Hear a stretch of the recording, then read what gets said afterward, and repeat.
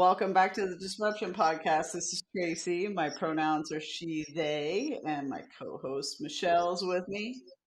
Hey, it's Michelle. My pronouns are she, her. And we're really excited about the conversation today. So, as you know, on the Disruption podcast, we dig into very pressing topics around social, corporate, and personal disruption. And today, Tracy and I have collected a conversation for you that I'm very excited to present. And it's all around supporting our communities and specifically women and LGBTQ owned businesses.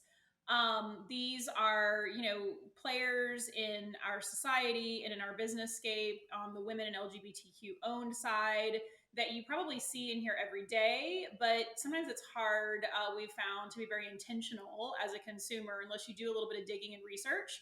So, we have taken the opportunity to do some of that for you. We'll highlight a few of these businesses that we use personally and have a lot of love for. And we'll also talk a little about how these women and LGBTQ owned businesses and the entrepreneurs that have started them really play a huge role in our economy. Yeah, I think it's such an important conversation to have. We really wanted to highlight women-owned and LGBTQ plus owned businesses because where we put our intentions, where we put our money really matters. And we were looking at some of the statistics around this particular topic, and this means a lot to both of us because we are very intentional in our purchases and what we and who we decide to support. And you just see there's such a gap between men-owned businesses and women-owned and LGBTQ plus owned. And so when you look at the actual data, I mean, it's almost startling to see. And Michelle and I were looking at that, and you look at it, it's like we were reading 2.1 trillion in funding is out there for startups, and only 0.5% actually goes to LGBTQ entrepreneurs, and only 7.4% went to women entrepreneurs. I mean, those are really low numbers, and so it's shocking. Not surprised. Well, it's shocking that it's so low. I thought it would be a little bit higher than that, but then, at some point, at a certain extent, it's not surprising either. No, I mean, I think, at least for me, I would suggest that part of the problem is really a systemic root issue, right? I mean, I think it's certainly the surface issue of maybe a lot of this funding or, it's venture capital funds, it's angel investors, it's kind of everything you hear about, right? At that ground level of entrepreneurialism, not maybe looking for the woman owned business or the LGBTQ owned business. But I think the systemic issue goes deeper than that. And I'd suggest it's really more about access, right? About these particular Mhm. entrepreneurs in these particular communities even knowing like where to go, right, to ask for this venture capital or for the funding for startups.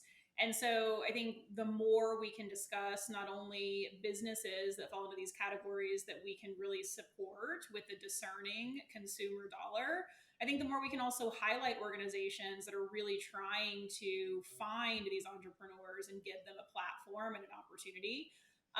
And so having this conversation, I think, is a really big step in supporting these communities really every day of the year, right? Instead of just during, whatever the particular history month is for maybe women or during a pride, kind of identified period of time.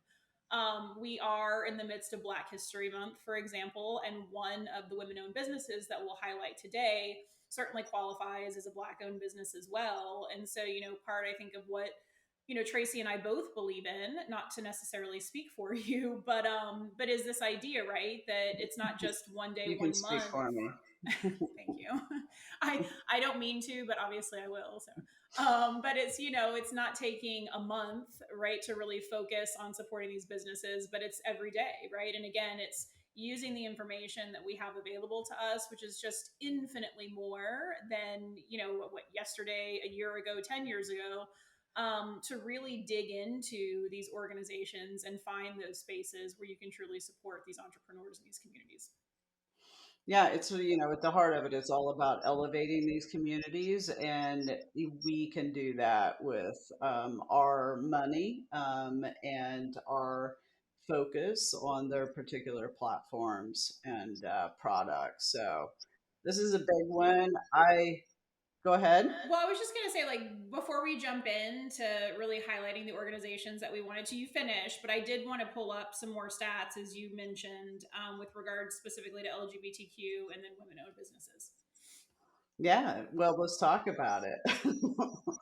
Before we jump in, let's talk about the numbers. I mean, the numbers pretty much suck. So let's talk about the numbers because they need to improve. And this, that's why we're having this podcast, is kind of to raise awareness around the statistics. But then, it's one thing to tell you that this is a problem. And I think a lot of people know that it's a problem, but then it's like, how can they take action? So we'll talk a little bit about not only some of the businesses but ways that they can truly take action in helping support and elevate these communities. So let's talk about those numbers. Go ahead, Michelle, throw out the next number. I mean, 0.5%, 7.4%. Those numbers are just that they don't make me happy. So No, I mean, to your point, they suck, right? And so those are numbers that relate to, again, this $2.1 trillion in funding for startups. It's kind of out there. I want to say for the taking, but at least it's out there and available.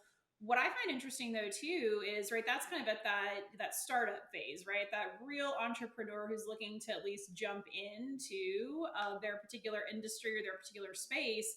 But really, when you look at what is already out there are some pretty incredible numbers and some pretty incredible contributions by women-owned and LGBTQ owned businesses already. Like, so for example, what I found is that there are over 13 million businesses that are owned and run primarily by women, right? So to be a women owned business or to get that, designation or certification, typically the standard is to be at least 51% owned and operated by a woman or a non-binary individual.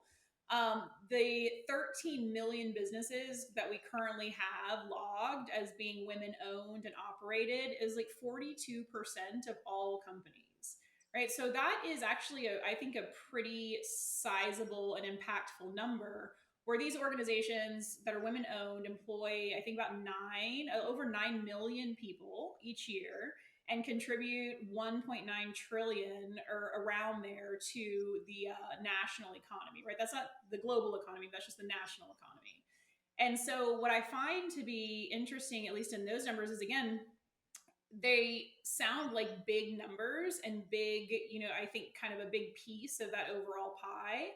But I don't think that there's enough focus on supporting these organizations, right? And really then looking at up and coming women owned businesses, given how impactful this space can be already in getting that entrepreneurship out there.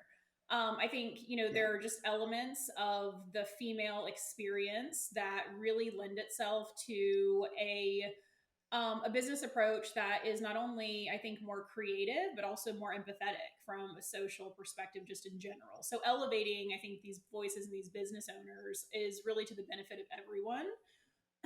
I wouldn't say similarly, but some numbers from the LGBTQ plus owned perspective are that there are about 1.4 million business owners who do identify as LGBTQ plus, right, within that community. Which again is a really large number, but I just don't know that we hear that much about it. LGBTQ plus owned businesses are thought to add about $1.7 trillion to the national economy Hmm. every year. So again, really Yeah. big opportunities in these communities. Really, I think, clearly smart business owners, and also a really great opportunity, again, as a discerning consumer, to make conscious and impactful choices about where we spend our money.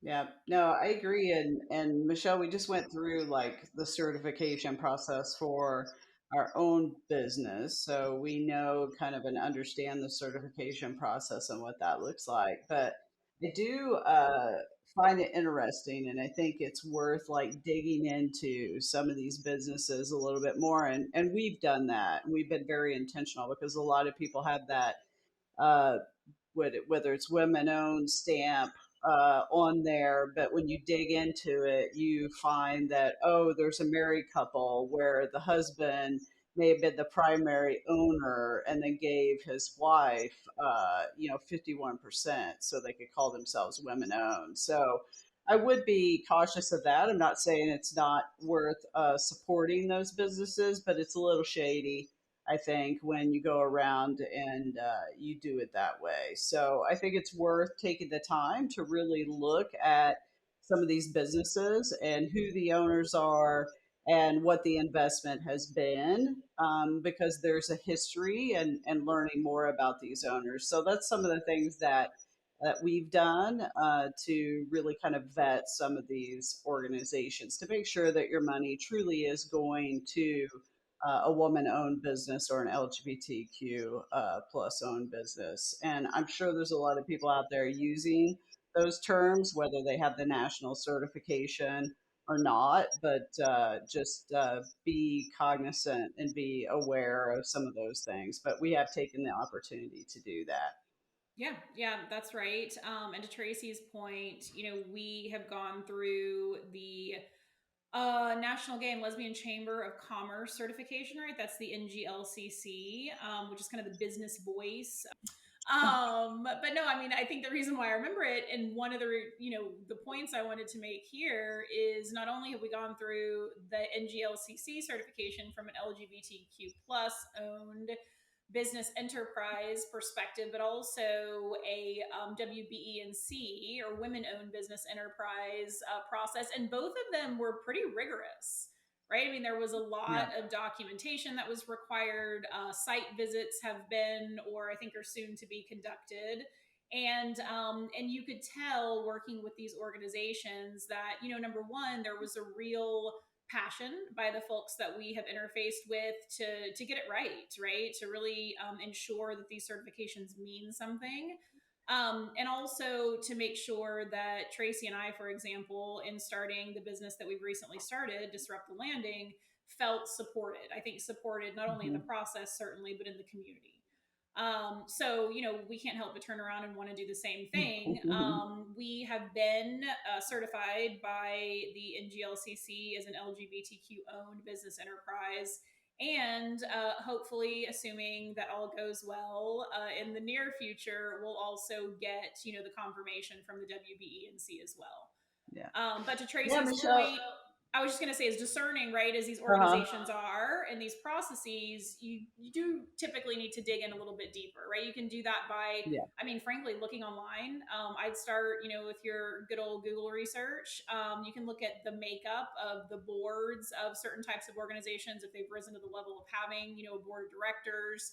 You can look at the executive leadership makeup, and you can really find a lot of information online about how these organizations are not only constructed, but how they conduct their business as well. And Yeah. so not everyone has time for that. We get it.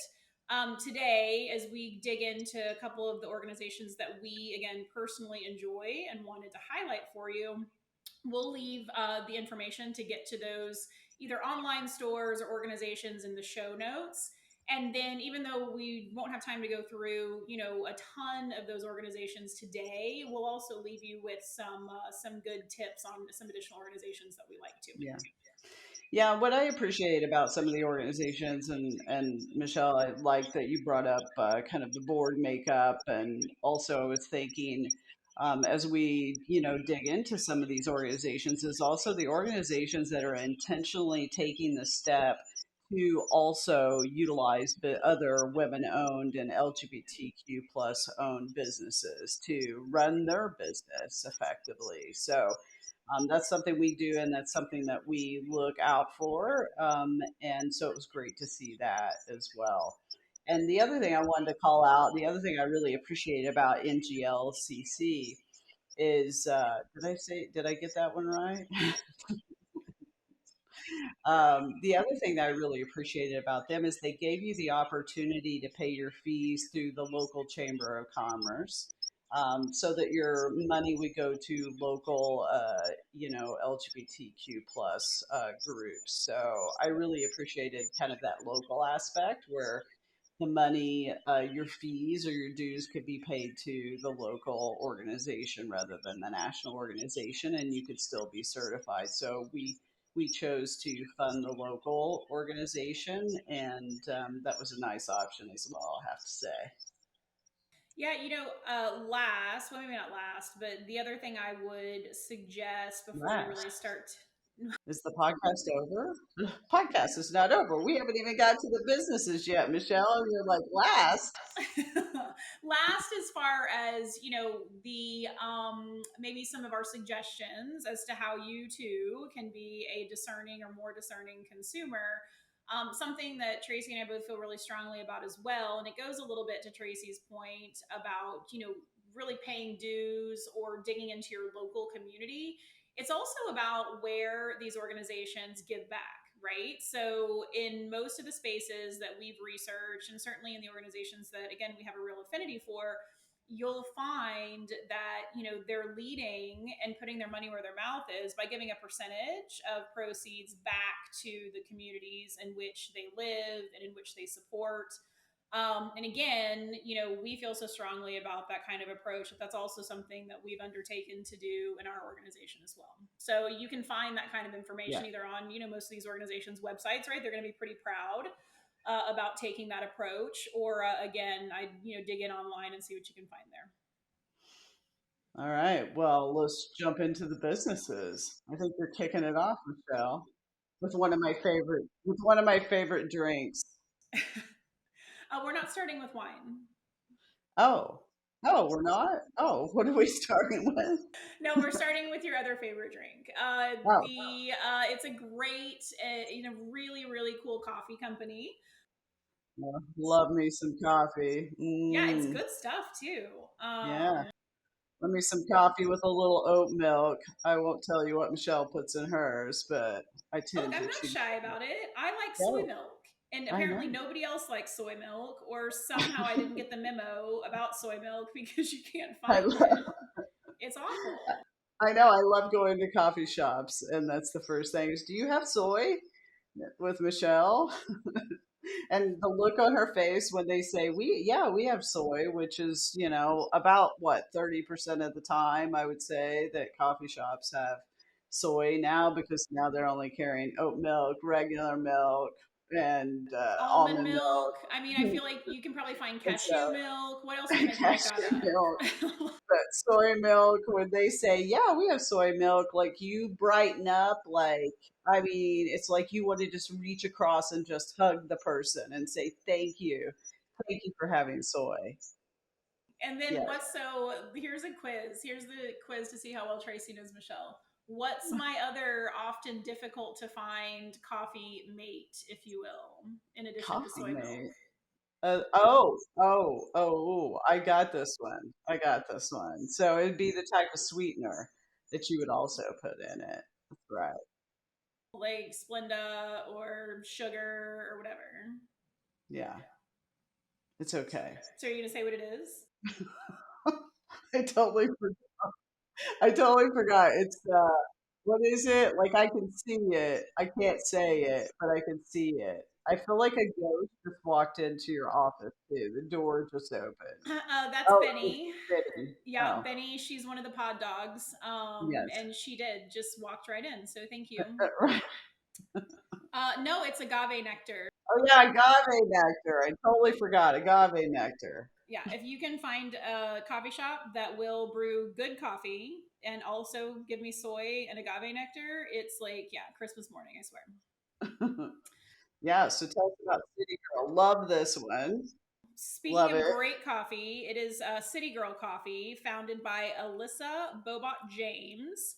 And the really cool thing about this coffee company is, number one, it was founded obviously by a woman, owned and operated by a woman. She actually has a family history of her, I think, mother and sister owning a coffee shop that she really grew up in, kind of, working in, helping out in.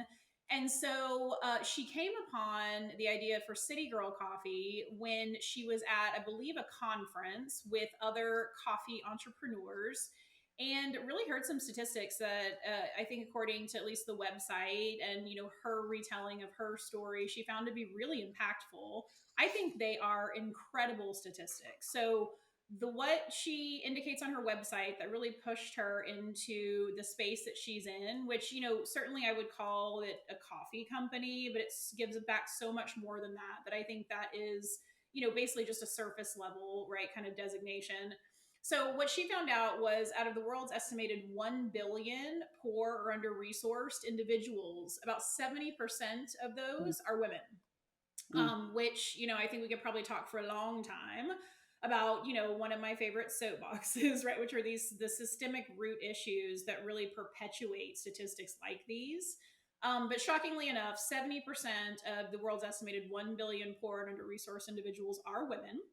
Even more startling is that globally, women own approximately, or less than, pardon me, approximately 1% of the world's titled land.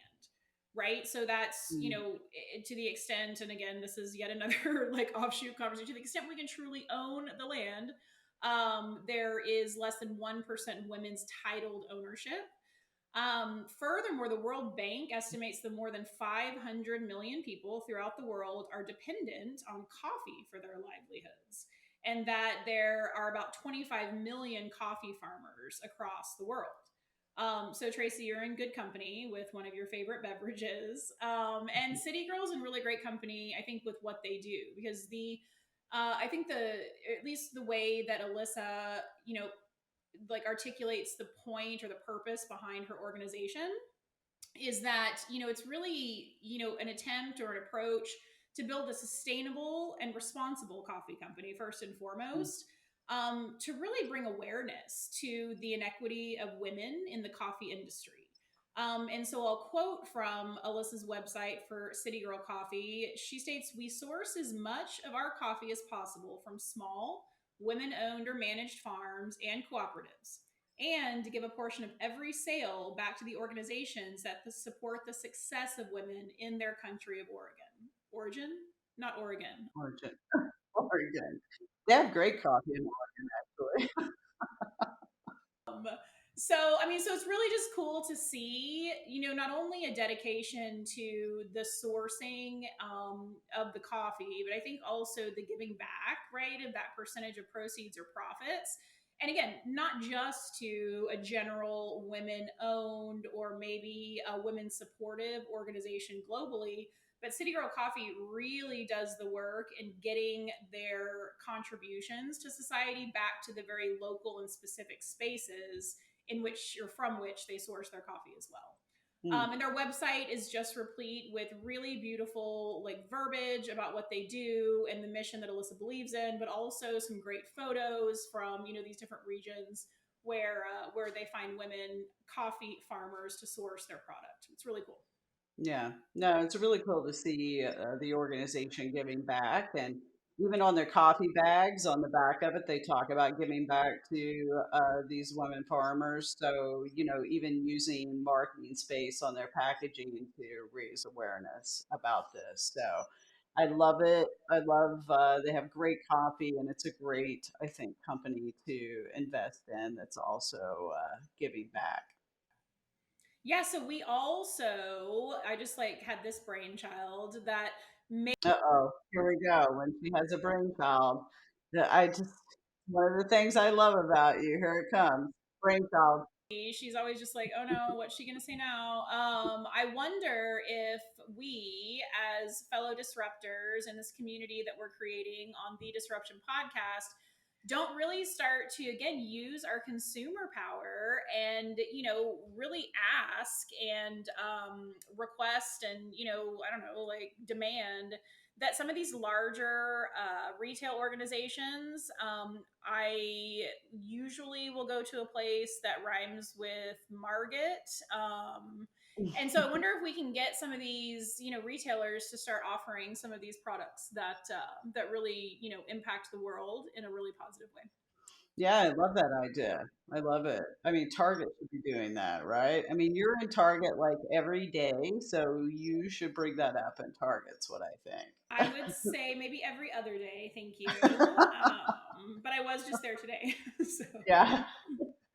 Exactly. So yeah, I love that. I love that idea. And the other thing I wanted to call out is we're not receiving, by the way, any payment benefits or anything for talking about these companies. So this is clearly just us. They're things that we use that we care about that we've done our own research on. So I do want to call that out too. Is ain't nobody paying us to say this. We love City Girl, and yes, it would be great to see other retailers. You can also get City Girl on Amazon if you would like to purchase it there. But I think the best place to go is to go directly to their website. That way, they get the majority of the profits, and they can ship it to you.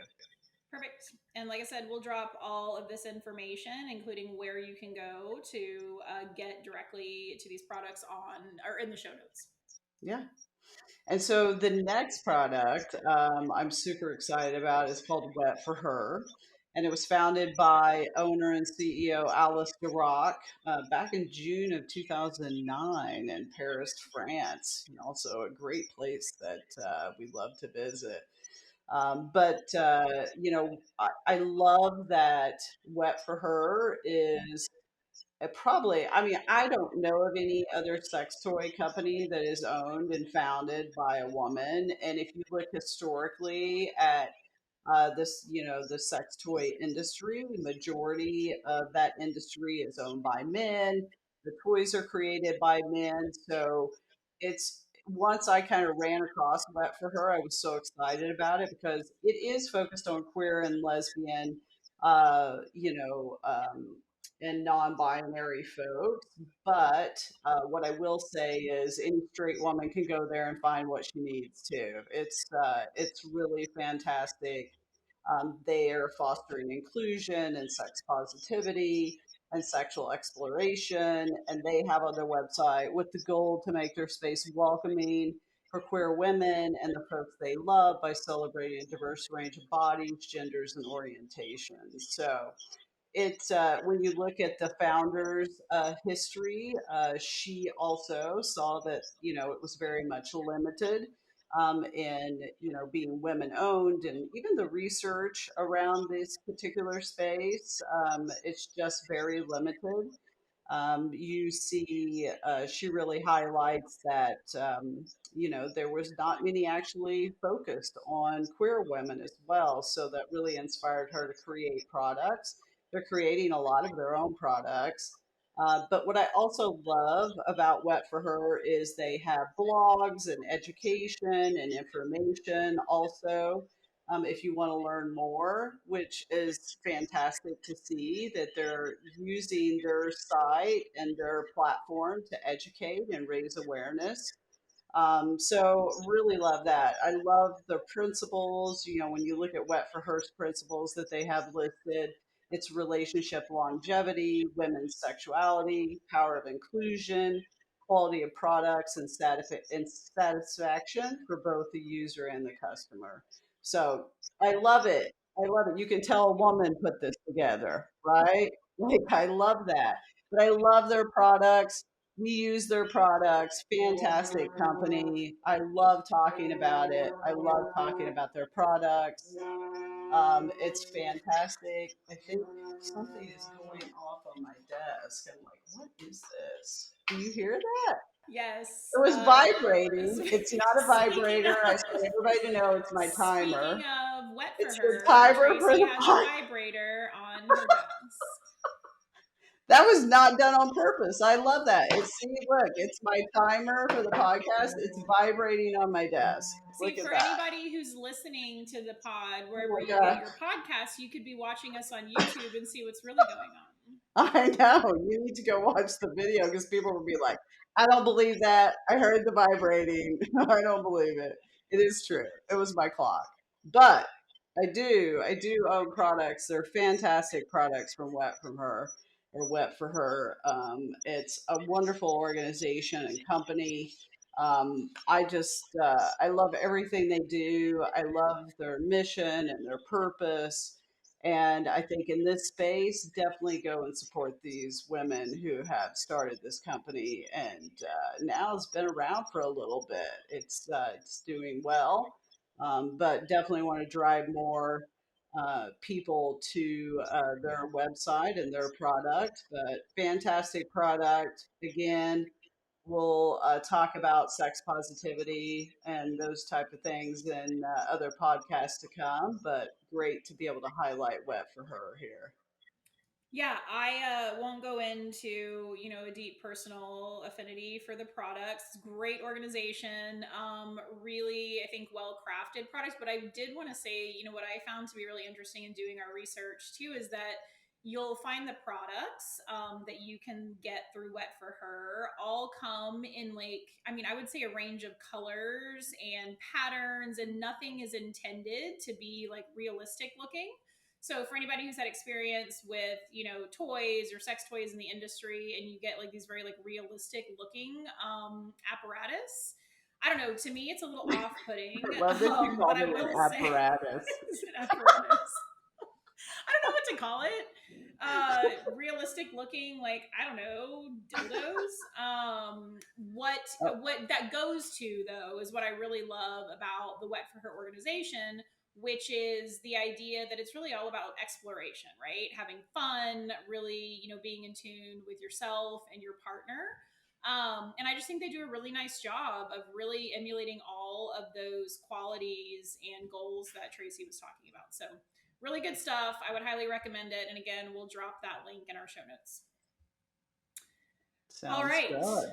Yes. So let's go then to, all joking aside, well, or all joking included, Tracey and I's other favorite beverage, which is wine. Not in an overindulgent way, but like in a craft way, right? Where we like to explore good local wines. Hmm. We like also, of course, to really support organizations that are run by women and LGBTQ owned entrepreneurs. And so, one that we really love is the McBride Sisters Winery. Love the McBride sisters. Love them.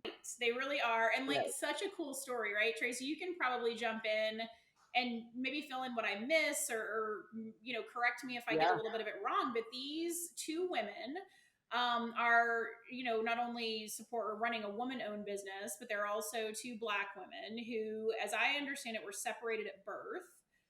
One grew up in California and one grew up in New Zealand, right? Both, I think, kind of, right, it's certainly wine country, if you will, but I think really involved in wineries or vintners in the areas that they were in. And I don't know if I understand how they made their way back together, but I think it was almost like a chance reunion or Hmm. connection. And, once they got back together, in exploring what their lives, I guess, had been and the time they'd been apart, they both realized this mutual or shared affinity, right? And love for winemaking.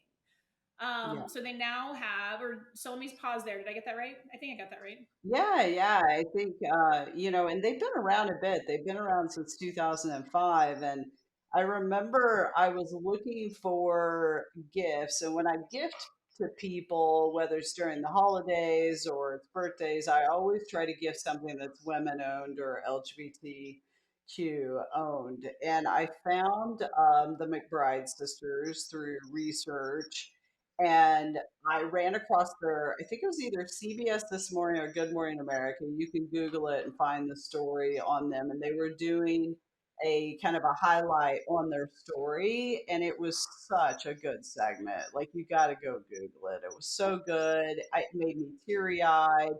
I just love them. I just want to hug them. It's such a beautiful, like, miraculous story of how they were separated and then how they found each other. And yes, you're right, Michelle. I can't remember the exact details of it. Maybe I should have looked that up before the podcast, but I can't remember. But I know they came back together when they were adults, and they both had dreamed of having a winery, and it was super cool that they were separated. They both wanted that, and then the universe brought them together, and they got to, do this themselves together. So and it really is fantastic wine. I mean, I don't want you to invest. Here's the thing, all of these, like the coffee, the sex toys, the wine, it's all like really good. It's not shitty stuff, okay? We're not just saying go out and spend your money on women owned and LGBTQ owned because, just to do that. It's actually really, really good product, and they have great wine. It's not super expensive.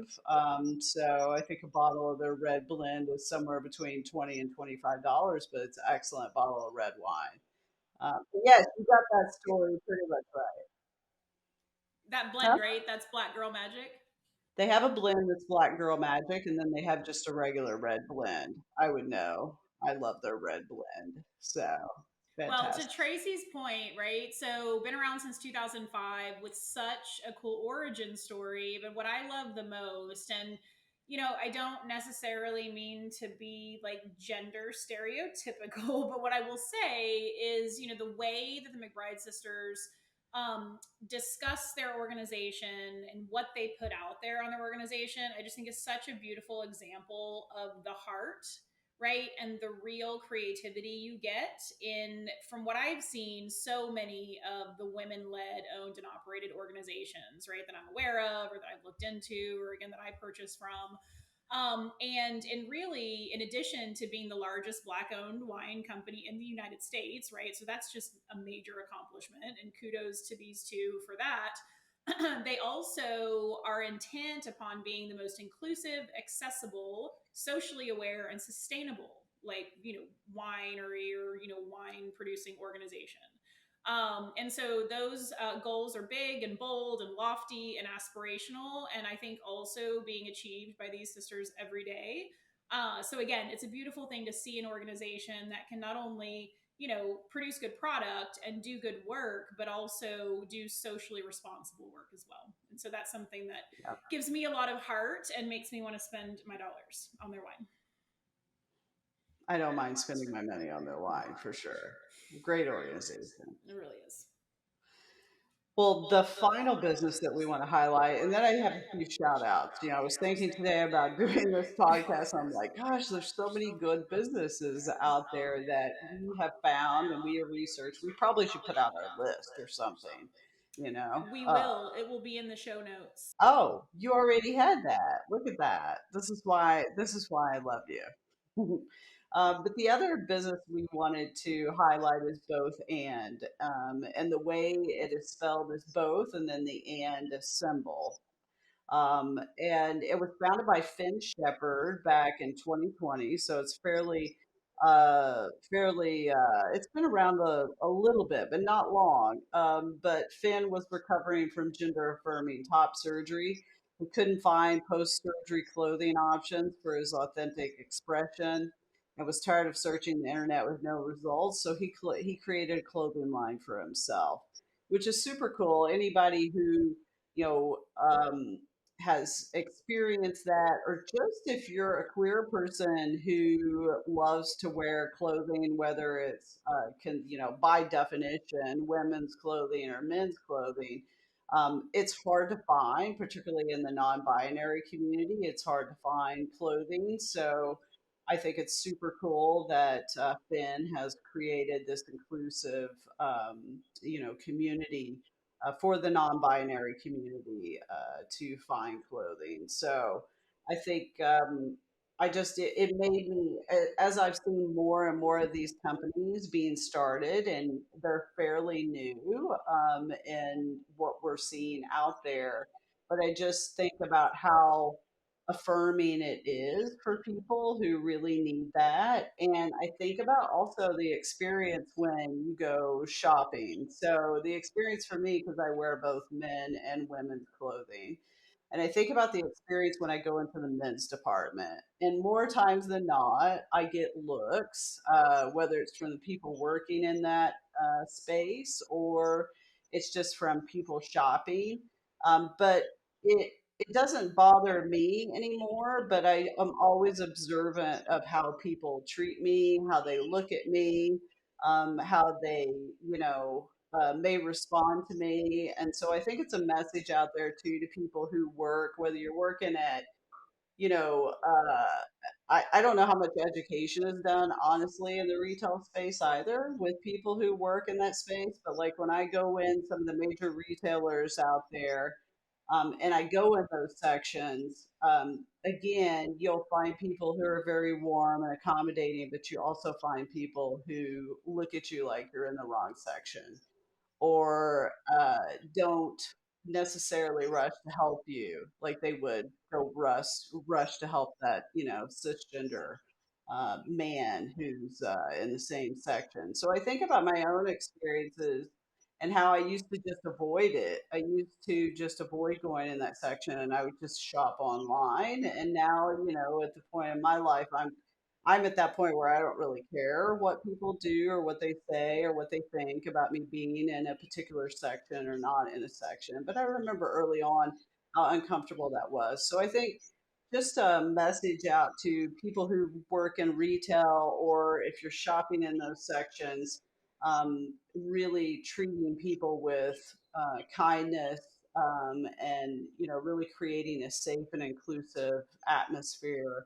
It's super important when you see somebody that necessarily doesn't look like who you think should be in that section. So it's great to see these type of companies who are creating clothing lines that are more inclusive online for people to shop, because I also don't want to see anybody feeling like they don't belong when they go into these places where they might have to be looking for clothing. So I love what Finn has done. I love what others like Finn has done in this space to create clothing that's much more inclusive and creates a sense of belonging for those who often are the most marginalized in our communities. Yeah. I mean, I have a couple things to say around your comments. Number one, I just adore you and the way you express yourself and can't think of a more perfect person. And I do hate to hear about the experience of so many, right, that you're describing. What I think is fascinating too is the fact that people like Finn in this, gender non-conforming or non-binary kind of space are really leading what I think is the next, frontier for fashion. Certainly, you can read a lot into where the fashion industry is moving, right, into this gender non-conforming approach.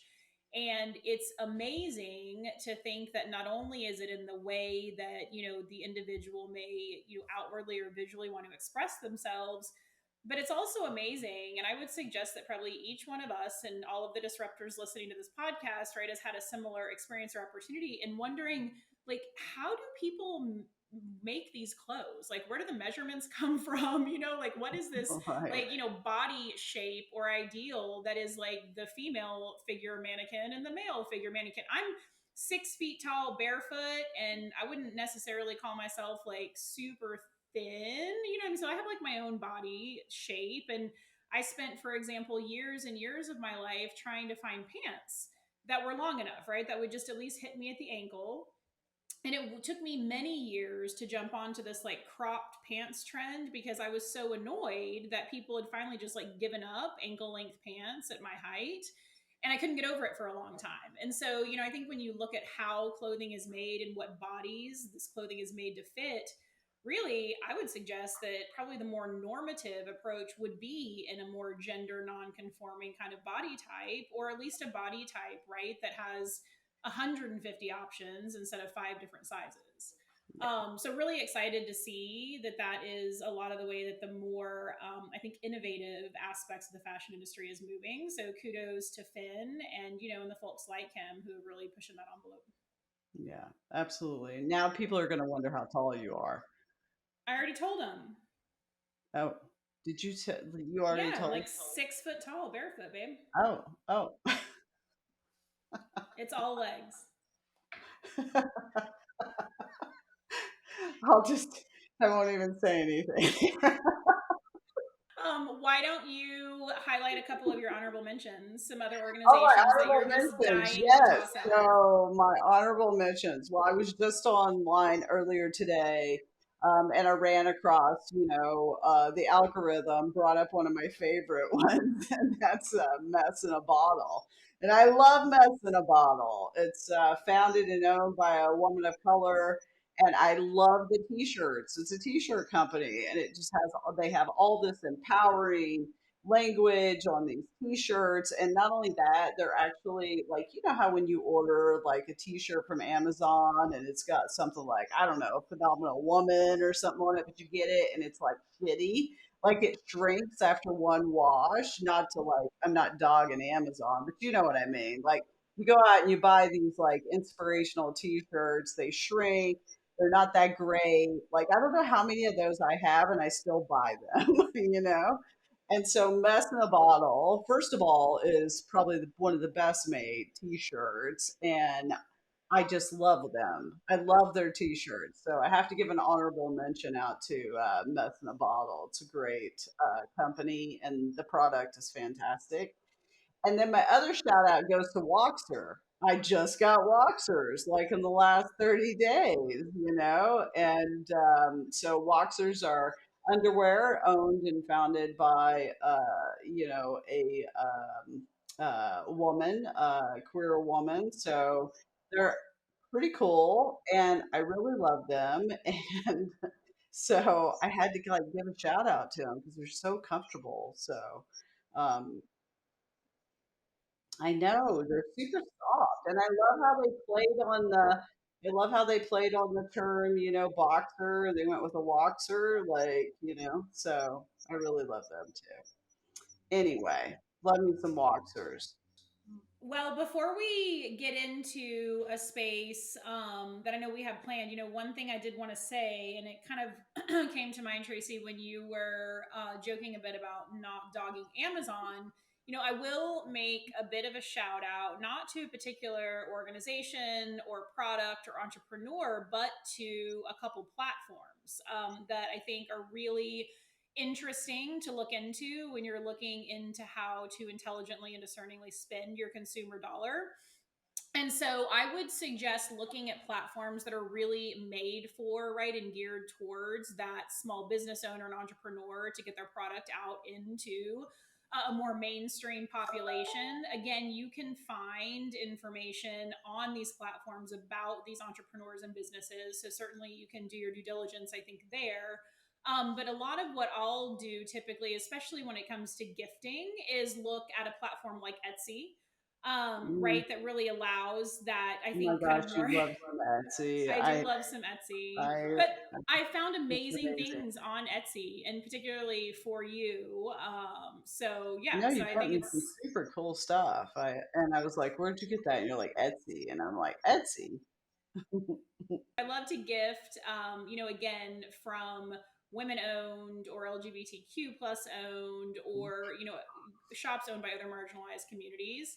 And you can also get into a really cool dialogue with a lot of these entrepreneurs or shop owners through these platforms as well. So it's really neat to, just get a little flavor for the individual and the product and the organization that you're supporting. Another Yeah. platform that I think is really cool and is, I mean, just growing by leaps and bounds. And honestly, I think, certainly intends to or is poised to give Amazon a bit of a run for its money is Shopify. And so Hmm. that's, again, another, I think, very accessible.